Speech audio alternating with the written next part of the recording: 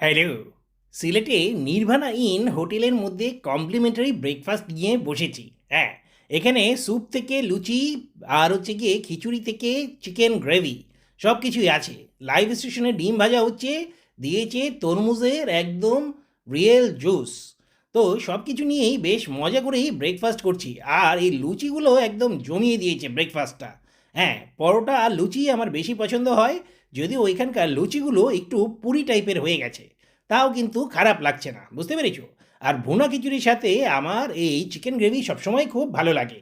আর মাঝখান দিয়ে গরম পানির মতো স্যুপটা পিয়ে পিয়ে খাচ্ছি। এখানের মধ্যেও কিন্তু আমার এই শেফ হচ্ছে গিয়ে ফ্যান ফলোয়ার আমাকে একটু এক্সট্রা খাতির করে এই মালটা জুসটা এনে দিল, তাই না? তো ওনাকেও তো একটা গ্রেটিংস দিতে হয় নাকি?